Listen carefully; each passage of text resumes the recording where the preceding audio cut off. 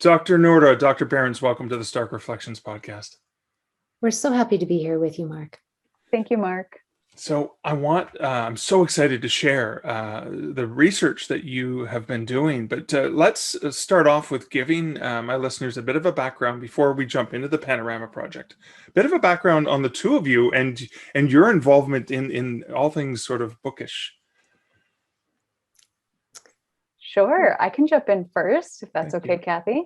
Yeah. So I have been at Portland State University directing the book publishing program for the last 4 years. And Portland State is very unique in that way. There aren't that many book publishing programs, master's programs, especially in the US, but even worldwide.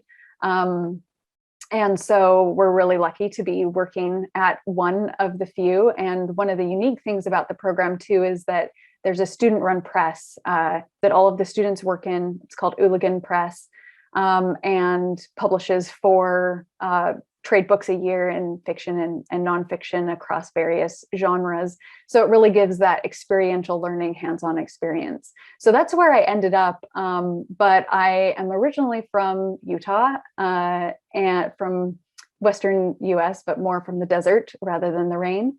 And did my master's and PhD work at the University of Stirling in Scotland. That's where I started into the academic world of publishing studies. Oh, wow. Cool. Thank you. And Dr. Berens, how about you? Yeah, I came to Portland State in 2015. I was coming out of a Fulbright. I was the US Fulbright Scholar of Digital Culture in Norway. And prior to that, I taught at the University of Southern California. I was part of the Annenberg Innovation Lab. And so I've been thinking about the places where digital platforms and books meet for quite a long time. I've been working in some open access publishing in the digital humanities. And I've been involved with the first publication of the Modern Languages Association called Digital Pedagogy in the Humanities.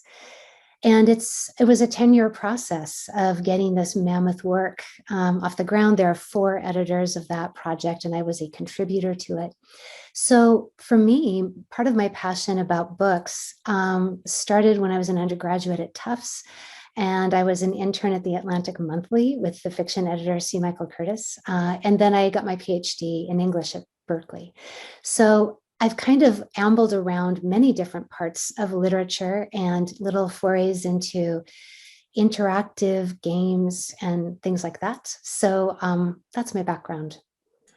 This is okay. So this is fascinating because I'm gonna potentially draw some parallels or some connectivity. So Hooligan Press, which was the press, the university press that's doing trade publications or academic? Trade publications, yes. So it's based in the university, publications. but not a university press in the same sense that others are. Mhm. Right.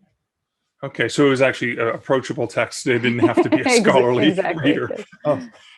And then I know I'm curious about the open access publications because it almost sounds like there was this natural convergence of these two experiences that may have helped funnel you into the Panorama Project. Am I on the right track here? Well, they're discrete, but I would say that the experience of Hooligan being a lab where students are getting hands-on experience working with digital tools is actually a feminist experience. We have a lot of women and female identifying people who work at our press. And, digital humanities is typically associated with our ones that have a lot of external funding to support that research. And this is a place where people can roll up their sleeves and get lots of not just digital experience, but critique and interesting academic vantage on those things. So I'm not sure that there's a point of convergence so much as parallel play. Oh yeah, maybe. I would say that one of the ways that our work and our research kind of with Hooligan and teaching funnels then into the project with Panorama has been that we are always equipping graduate students to write and think about research in book publishing. And obviously we do book publishing research ourselves, but there isn't a lot of book publishing research out there, especially data that isn't proprietary, that isn't behind some sort of paywall, including BookScan and, some of the big ones, BookNet in Canada, so that was one of the things that kind of had the wheels in our heads turning and had us thinking about this type of project, is that we have the skills and the interest to gather and analyze this data and think about, publishing and what's happening pre and during COVID. But this sort of data isn't usually the thing that's available to the industry, and that causes all sorts of problems. It means that we're rarely talking from the same place, authors, publishers, because everyone has maybe their own pieces of data that they're using, but it's caused huge tensions between publishers and libraries, for example, and authors and publishers and all sorts of things. Wow. So what the Panorama Project addresses quite a bit of that. How and when did that start? Yeah, well, Panorama has undergone some leadership changes. At the time when we first started the project, Gila Charles Gonzalez, who is now with Library Pass, which is a subscription service for libraries for digital comics. But at the time, he was the lead of Panorama Project, and he is the one who first began having conversations with us. We were able to meet him at the Pub West conference, which was in Portland that year. So, make some great connections and just start talking to him. Panorama very much is focused on research and on supporting research, particularly research that has some sort of touch point that touches upon libraries in some way. So although libraries weren't going to be the sole focus of our study, we wanted to make sure that they were included. And so, yeah, the great thing about Panorama is that they really helped to get the team together, to assemble the committee that could help us really in doing peer review of the research questions and to offer that cross-industry view, because they came from all sorts of perspectives, from author perspectives, from publisher perspectives, distributor, supply chain. Yeah, definitely. Some kind of hybrid publisher author spaces, and all of their feedback was really useful to help create a balanced thing in the end. So you talked about earlier, you'd mentioned, a lot of the data was proprietary. And so a couple of things I really liked about this project when I first was lucky enough to to have watched a presentation you did, was that it was open, it was available for everyone, it was free, right? So for consumption. But the other thing that I thought was really valuable was the perspective that you took was from the experience of the reader interacting with the media, as opposed to, it wasn't about the logistics of publishing and all of that stuff. It was about, what is this really? Why is this whole industry here? Well, the key Right? term that we implemented is engagement with books, because we realized that if we focused only on sales or only on reading or checking books out, then we were missing a lot of behaviors that people engage with books, including giving them as gifts or consulting them in a very partial way, like looking at one recipe in a book or one entry in a travel guide. So we wanted to be able to capture how people use books at work and at school as well. So not only for entertainment and leisure. So we were really casting a wide net. And when we had a screener question on our survey, which was, have you engaged with one book in the last 12 months. And people who answered yes to that then went on to answer all the rest of our questions, or the ones that were relevant to them. But people who said no didn't respond to our survey. Yeah. So I have to. I'm sorry, I didn't mean to interrupt, but I have to follow up with that because I'm always curious about how few people actually engage with books. So, do you have stats on how many people, like, But was it no. 1 in 4 that actually did engage in a book in the last year, which is some of the stats I remember seeing previously? So, I mean, according to, we looked at two pieces of data. One was a Pew Research study from 2019, and another one was data that Overdrive has about readers. And so from Overdrive's estimate, it's about 80% of the US that have read a book in the last year. And according to the 80% Pew, have, yes. And Pew Whoa. study, 75%. Okay, so it's a lot higher than I expected. I thought it would be closer to fewer people reading actual or engaging with books. Mhm.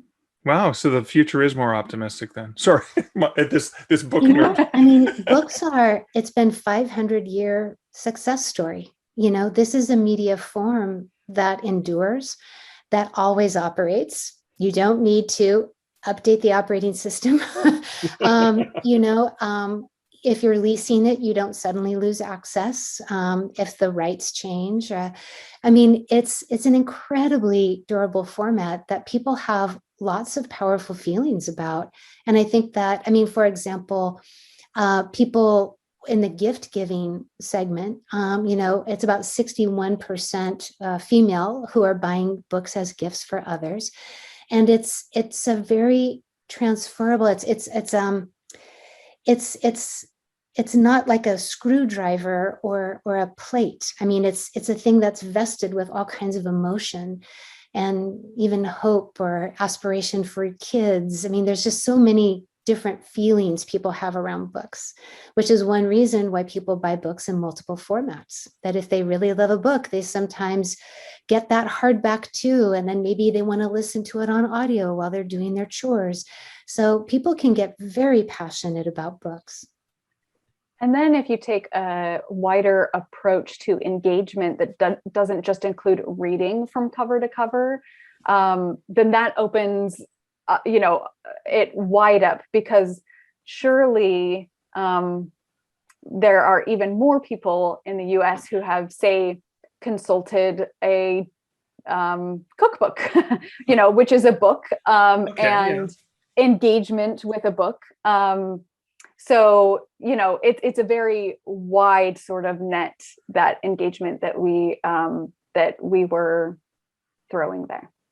Oh, I love that. So I'm curious to dig into some of the engagements that you discovered, and I'd love to start with, were there any particular engagements that you uncovered in your research that were a little bit surprising? Yes. Many. Yes. I think one of the big headlines is that Black and Latinx millennials are avid book consumers. They are proportionally there's a much larger portion of non-white people in the millennial age demographic than is in the Gen X or baby boomer demographic. So for example, in our general survey population was around, was it like 69% or 64% white, but only 39% of millennials were white. And then for Black, Latinx, and Asian American, the proportions of those millennials was double the general survey population. So that was a big finding, that not only are there many Black and Latinx book consumers in particular, but that they are keenly avid book readers and book engagers. And so people would do well to address those markets directly. Awesome. Yeah, we also saw that people are not necessarily discovering a book in the same place that they're buying a book. So, you know, we asked questions about if you have ever bought a book on, or if you have in the last 12 months bought a book online that you first found in a bookstore, or vice versa. Right. Bought a book in a bookstore that you first found online. And same thing with discovering books in libraries, and then that leading to purchasing either online or in a bookstore. And so what's interesting is for online to physical bookstore and bookstore to online, they're actually about equivalent percentages, about 44% for both. Really? Yeah. So we all talk about how independent bookstores are showrooms for Amazon, and how, this problem of people using the bookstore experience and going in, but then, going and finding it cheaper online and just buying it there after they've had that whole browsing thing. But there's also discovery happening in the other direction. So that's just an interesting thing, for authors, for publishers, for everyone really to keep in mind, is that discovery and purchasing aren't necessarily happening in the same place. I love that, having been an independent bookseller and being panicked about that. So I love that idea, because so the idea then is that the discoverability and the purchase may be disconnected, that they're not happening in the same place. So it's okay to be discovered in as many places as possible, because that will open up sales in as many places as possible, probably, right? Right. I mean, we'd love to have more research and, more data about that in between space of like, okay, in between the discovery and the buying, that network of stuff that is happening, that is going on, what is that? But there's obviously still more work to do. But yes, you've characterized that just right. And 20% of the time, the largest category for discovery is recommendations from friends, but that's only 20%. So that is to say 80% of the time, people are finding books not from their friends, but in other means. And the challenge is that people are generally not aware of how many touch points they've engaged. Like, how many times, I know in marketing, generally the theory is like, well, a person needs 6 touch points in order to then complete a transaction.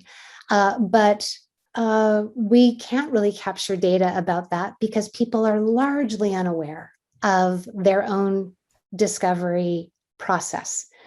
For example, only 3% of our population, the general survey population, indicated that algorithms were their preferred way of finding books. But we know that algorithms are much more involved in how we find books and how we engage online. In other words, algorithms are far more agentic than people are aware of. Wow. That is. Sorry, go ahead. Well, that is both the beauty and the difficulty about a consumer behavior survey. You had mentioned earlier, Mark, that it's so great to kind of hear it from the reader's perspective. And that's what a consumer behavior study offers, is to be able to look at it from their perspective and to get more of the why behind the data, beyond just sales data.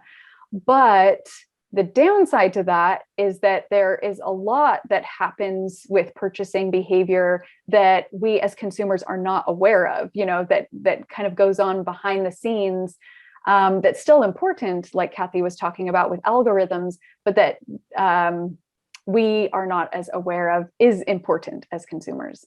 Yeah, that's always a tricky thing. I know. So when authors are doing marketing, for example, they go back to that 6 or 7 touch points, but you can't measure that, oh, this was the 5th time someone saw something, because how do you measure, and I know there were studies when I worked at Kobo where you could see where people's eyeballs were going on a screen, but how do you know that they actually saw the ad or saw the book cover? It's usually like the book cover is the billboard for your book kind of thing. For sure. Well, and that's where certain genre have advantages, such as YA, sci-fi fantasy, romance. Those genre all have active fan communities online, where some of those touch points are just more visible because they're published. They're published on TikTok. They're published in Twitter, Instagram. those communities create enthusiasm, and that enthusiasm can lead to purchase and further advocacy even beyond point of purchase. So David Edelman is a well-known marketer who taught at Harvard for a while, and he's the CEO of Aetna. And he conceived of how online marketing and social environments is different from old school broadcast, that wonderful marketing funnel where something's in consideration set and finally it comes down to point of sale. Well, Edelman was the one who invented the concept of the loyalty loop, which is when a point of sale happens, a really passionate advocate will go right back into that online community and talk about their use of that product, or talk about why they love that author, or talk about what a cool event they attended. And that's where publishers have advantages. That's where self-pub authors can really find traction by fishing where the fish are. Go jump in and find those readers who like what you like. And as you know, Mark, because you've done some cool work on this, getting folks to just find you and open your files and pay attention to your work, that's the challenge for any author. Wow. And this is so fascinating because the studies you have and that you've done are available for free for anyone to access, which is phenomenal. Where would you recommend if an author was looking to try to understand how do I get engagement? Where would they start with the summary report, or where would they? Because there's a lot to digest. It's a great question. The executive summary is a great place to start, but we actually did break because it is a long report, 75 pages, we did break it down by stakeholder. So there's a section for publishers, section for libraries. There is a section for authors. Place that we would suggest that people jump to because it has suggestions and data that are most relevant to authors as you're thinking about these things. And that kind of leads to a question that I had about author brand, because I think that was one of the important things that you uncovered in your research, was just how critical that author brand was. Mm-hmm. Yeah, well, we saw that when we were looking at some of the data points, such as the top choices, for example, for how people prefer to discover new books. The number 2 choice was favorite author. So after recommendations from friends, favorite author is the next one. Wow. We also asked a question about the most important factor in their purchasing decision. So not just in discovering a book, but what makes you actually buy it. And genre was the first at almost 40%, but author was the second at about 23%. So we just kept seeing these reoccurring themes. Similarly, in-person author events was one of the top categories for where to find books, which was a very interesting piece given this was all happening and being collected during COVID. Yeah. But we did ask people for some of these questions about their general preferences. And so one of the things we're really excited to look at is longitudinal data. We're anticipating doing this, collecting data on an annual basis. So having an annual report, and that means annual data to compare, which means we'll be able to sort out which of this is COVID specific and which of this is just, how things are. So that'll be really good to look at to see, how much was maybe people being nostalgic for the in-person events that weren't happening, or that sort of thing. But that was one of the top categories there too. So clearly in the how and the where of discovery, and also the important factors in book purchase, like people are thinking about authors. That is what they are considering. So that's what we mean by really think about your author brand is, that's what consumers are thinking about. And I think we're at a completely fascinating inflection point, because for the last 15 months, people have attended virtual author events. And on the one hand, I think people miss that physical proximity. They miss having their book actually signed right in front of them and handed to them. All of the kind of synergies that happen when we are co-present. However, like, we are also excited about being able to attend a book event thousands of miles from where you live, or even, I'm not feeling great tonight, I'm just going to attend this book event from home. So maybe if I were an author, I'd be thinking, on the go forward, any live event I do, I want to see if I can have a pal live stream it, through any of the social media services, because at this point, I think people are expecting some kind of online access. And so, I mean, that isn't a super hard thing. That's an easy technique that any author could incorporate into their practice. Oh, I'm so glad you mentioned that. When I was at the bookstore at McMaster University, we had done events through 2007 through 2009, and we were live streaming because we had limited space. There were only 30 seats, and we knew that some of the authors we brought in had fans around the world. And again, we maybe only had 30, 50 people watching it online, and we had the author who'd like, okay, if you order it, we'll get them to sign it and they'll ship it to you. But yeah, I'm so glad you mentioned that, because it almost felt like it was ahead of its time. Yes. Now the world's ready, because I got Michael Connolly. I've seen him in person numerous events because I've been lucky enough to be in the right place at the right time. But I just got to watch him and Titus Welliver, who plays Bosch in the Amazon Prime TV series, in conversation at a UK based conference, which I wouldn't not be able to go to because it was too far away. But I got to watch them live just between a meeting and lunch. All I had to do was come sit here, maybe eat my sandwich and watch this beautiful event that I would not have had a chance to get to. So that's interesting how it opens that up too, right? Absolutely. And I mean, what you need to think too is that as millennials and then Gen Z age, these are people who are mobile first. They are going to expect that they can have access digitally. And we know that they're very avid book engagers. So there's an appetite. Like, I think the more that the authorial practice can meet people where they live, which is online, and on their mobile phones, the more success they're going to have, both in terms of sales, but in terms of brand growth and recognition. It's funny when you were talking about author brand and genre, I kept thinking back to